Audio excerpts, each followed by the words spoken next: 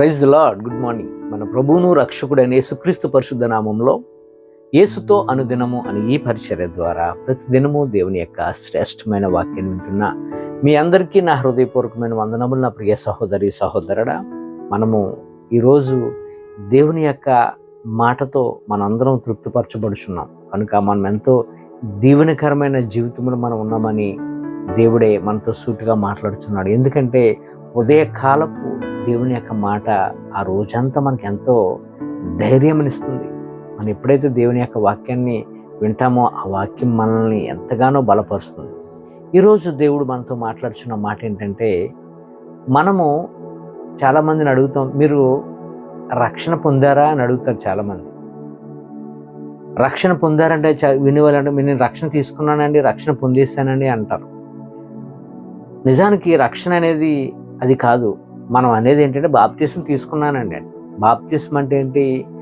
దేవుని యొక్క సేవకులు సంఘం ముందు, సమాజం ముందు, సేవకుల మధ్య, విశ్వాసుల మధ్య ఇతడు ఈ రోజు నుండి క్రైస్తవుడు అని ఆ నీటిలో ముంచుతారు. ఆ నీటిలో ముంచటం అనే ప్రక్రియ ఏంటంటే మన పాత పాపములన్నీ కూడా ఆ నీటిలో సమాధి చేయబడి మరలా నూతనంగా లేపబడటం. దాన్ని ఇమ్మర్షన్ అంటారు, ముంచుట అంటారు. మనం ముంచి లేచుట ద్వారా మన రక్షణ ఏమీ కాదు మనకు అది. అలా ముంచి లేచిన వారు అనేకులు దేవుని యొక్క రాజ్యానికి వెళ్లకుండా పాతాళానికి వెళ్ళిన వారు అనేకమైన వారు ఉన్నారు. అది కాదు మనకు రక్షణ. నిజమైన రక్షణ అంటే ఏంటంటే, అందరం అనుకుంటాం బాప్తిసం తీసుకుంటేనే రక్షణ అనుకుంటాం. అది కాదు. రక్షింపబడటం అంటే దేవుని చేత మనం ముద్రింపబడటం, దేవుని ఆత్మచేత మనం ముద్ర వేయబడటం, ఆయన ఆత్మచేత మనం ముద్రింపబడటం అనేది రక్షణ. ఇదే అసలైన రక్షణకు మూలము. నా ప్రియ సహోదరి సహోదరుడా, బాప్తిసం తీసుకుంటే రక్షణ కాదు. బాప్తిసం అంటే ఇందాక చెప్పినట్లుగా ఇమర్షన్ అంతే. జస్ట్ సంఘములో, సమాజంలో ఇతడు క్రైస్తవుడు అని ఒక గుర్తింపు మాత్రమే. గుర్తింపు వల్ల మనకు వచ్చేది ఏమీ లేదు. దేవుని యొక్క ఆత్మచేత మనం ముద్రింపబడితే అది మన దేవుని యొక్క రాజ్యానికి తీసుకుని వెళ్ళేది. ఈరోజు మనందరితో ప్రభు తెలియపరుస్తున్న మాట, రక్షింపబడిపోయామనుకున్న వారితోనూ రక్షణ ఎలా పొందాలి అనుకున్న వారితో దేవుడు సూటిగా మాట్లాడుతున్న మాట ఏంటంటే, రక్షింపబడే ముందు కానీ బాప్తిసానికి ముందు కానీ మనం చేయవలసిన కార్యాలు 5 కార్యాలు ఉన్నాయి. ఈ 5 విషయాలు మనం తోచా తప్పగా పాటిస్తే ఖచ్చితంగా మనం రక్షింపబడతాం. నా ప్రియ సహోదరి సహోదరుడా, మొదటిగా దేవుని వాక్యాన్ని వినాలి. నువ్వు రక్షణకు వచ్చే ముందుగా లేదా రక్షింపబడే వానిగా ఉన్నప్పటికీ కూడా దేవుని వాక్యాన్ని వినాలి. వాక్యమే మన హృదయాలను, ఆయన వాక్యం ఏం చేస్తుందంటే సరిచేస్తుంది. రోమిలికి రాసిన పత్రిక 10:17 ప్రకారంగా, కాగా వినుట ద్వారా విశ్వాసము కలుగును, వినుట క్రీస్తుని గురించిన మాట ఉండాలి. దేవుని యొక్క మాటను మనం, ఆయన మాట వినాలి. దేవుని యొక్క వాక్యం మనల్ని ఏం చేస్తుందంటే సరిచేస్తుంది. వాక్యము మనలో ఉంటున్న లోపాలను చూపిస్తుంది, గద్దిస్తుంది, హెచ్చరిస్తుంది. కనుక వాక్యం వినుట ద్వారా ఏమవుతుందంటే మనలో మార్పు కలుగుతుంది. కాబట్టి వాక్యము ప్రతి ఒక్కరూ వినాలి, చదవాలి, వాక్యాన్ని ప్రకారంగా జీవించాలి. రెండవదిగా మనం చూసినట్లయితే రక్షణ పొందిన వారికి, రక్షణ పొందే వారికి కూడా దేవుడు తెలియపరుస్తున్న మాట ఏంటంటే, వాక్యం వినటమే కాదు, దానితో పాటుగా వాక్యాన్ని నమ్మాలి. వాక్యం పట్ల విశ్వాసము కలిగి ఉండాలి. వాక్యం అంటే ఏంటి? వాక్యం అంటేనే దేవుడు, యేసయ్య. ఆయనను మనం నమ్మాలి. ఆయన సత్యవంతుడని, ఆయన దగ్గరికి వెళ్ళిన వారిని ఎవరిని కూడా ఆయన త్రోసివేసే దేవుడు కాడని నమ్మాలి. 12 సంవత్సరాల రక్తస్రావం గల స్త్రీ యేసుక్రీస్తు ప్రభు వారి దగ్గరికి వెళ్తే నాకు స్వస్థత వస్తుందని ఎలా అయితే నమ్మి ఆయన దగ్గరికి వచ్చిందో, అట్లా మనము ఆయనను మనం నమ్మాలి. అప్పుడే మనం కార్యాన్ని పొందగలం. మత్తయి సువార్త 21:22 అంటాడు, మరియు మీరు ప్రార్థన చేస్తున్నప్పుడు వేటిని అడుగుదురో అవి దొరికినని నమ్మిన ఎడల మీరు వాటిని పొందుదురని నిశ్చయముగా మీతో చెప్పుచున్నానని యేసుక్రీస్తు ప్రభువు ఆయన శిష్యులతో చెప్పుచున్న మాట అది. కాబట్టి మనం వేటిని అడుగుతామో అవి నేను పొందుకుంటున్నాను అని మనం నమ్మాలి. అప్పుడే అది మనకు కార్యరూపము దాలుస్తుంది. విశ్వసించాలి వాక్యం పట్ల. మూడోదిగా మనం చూసినట్లయితే నమ్మటమే కాదు నా ప్రియ సహోదరి సహోదరుడా, మన మనసు మారాలి, మారు మనసు పొందాలి. నీవు ఒక్కప్పుడు ఏంటి, ఇప్పుడు ఎలా ఉన్నావు, ప్రభువులోకి వచ్చిన తర్వాత నువ్వు ఎలా ఉన్నావు, ప్రభువులో రాకముందు నువ్వు ఎలా ఉన్నావు అని చూసినట్లయితే మన పరిస్థితులు మనకు ఖచ్చితంగా అర్థమవుతాయి. మనం ప్రభువులోకి వచ్చిన తర్వాత మన యొక్క స్థితిగతులు, మాట తీరు, చూపులో, మాటలో, నడవడికలో అనేకమైన మార్పులు మనలో కలిగాయి. అది మనం గమనించుకుంటే.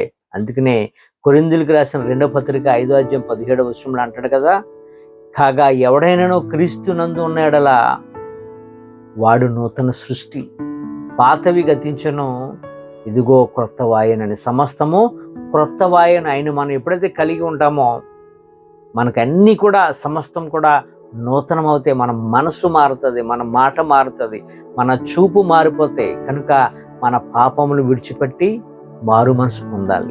4వదిగా చూసినట్లయితే నమ్మటమే కాదు, దాంట్లో భాగముగా దానితో పాటు మనం ప్రభువుని మన హృదయంలో, నా కొరకు నా ప్రభు ఆయన రక్తము చిందించారు, నా కొరకు ఆయన ప్రాణాన్ని పెట్టాడు, ఆయన నా కొరకు మరలా రాబోతున్నాడు, ఆయన రాజ్యంలో నేను కూడా ఉంటాను అని నమ్మి విశ్వసించాలి. అప్పుడు మనము తండ్రి రాజ్యంలో ప్రవేశాన్ని మనం కోరుకుంటాం. నమ్మాలి, ఒప్పుకోవాలి. మొదటగా ఒప్పుకున్న తర్వాత నమ్మి ఒప్పుకోవాలి. అప్పుడే దేవుని యొక్క రాజ్యంలో మనం రక్షింపబడిన వారు అవుతాం.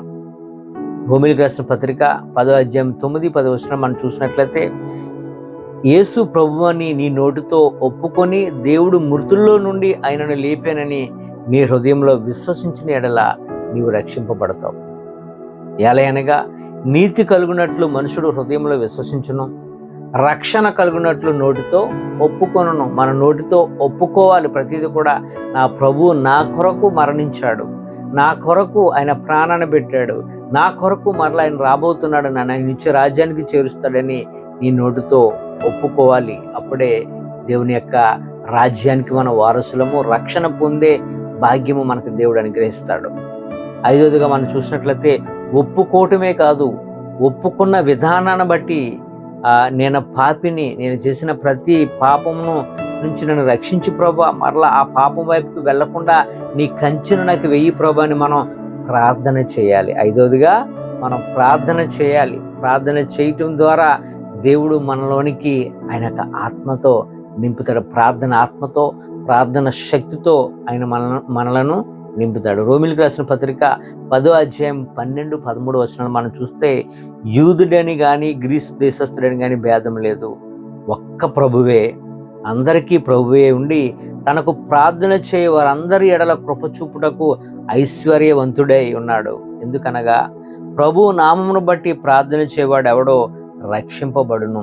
దేవుని నామములో మనం ఏమైతే ప్రార్థన చేస్తామో ప్రభువా అని ఈ 5 విషయాల గురించి మనము ప్రభు సన్నిధిలో ప్రార్థన చేస్తే ఖచ్చితంగా మనం రక్షింపబడతాం. నా ప్రియ సహోదరి సహోదరుడా, ఈ 5 విషయాలను మనం జ్ఞాపకం చేసుకొని దేవుని సన్నిధిలో మనం తోచా తప్పకుండా పాటిస్తూ దేవుని సన్నిధిలో అడిగితే ఇదే రక్షణకు మార్గము. ఒకసారి రీక్యాప్ చేసుకుందాం. మొదటిగా దేవుని యొక్క వాక్యాన్ని వినాలి. రెండోదిగా దేవుని యొక్క వాక్యాన్ని నమ్మాలి. మూడోదిగా మనం చూసినట్లయితే మన మనసు మార్చుకోవాలి. నాలుగోదిగా మనం చూసినట్లయితే ప్రభువుని మనము నోటితో ఒప్పుకోవాలి. ఐదవదిగా మనం చూసినట్లయితే మనము ఎక్కువగా ప్రార్థనలో మనం ఎప్పుడైతే గడిపామో మనము దేవుని యొక్క రాజ్యానికి మనం వారసులం అవుతాం. దేవునిలో మనం రక్షింపబడిన వారు అవుతాం. ఇట్లా మనము ఆయన ఈ 5 విషయాలు మనం ఎప్పుడైతే దేవుని సన్నిధిలో మనం ప్రయత్నం చేసి వాటిని ఎప్పుడైతే మనం కొనసాగిస్తామో దేవుని యొక్క ఆత్మతో మనం ముద్రింపబడతాం. రక్షణ భాగ్యాన్ని దేవుడు మనకి అనుగ్రహిస్తాడు. ఈ కొద్ది మాటలు దేవుడు మన అందరి జీవితంలో నెరవేర్చి రక్షింపబడును గాక. ఆమేన్. God bless you.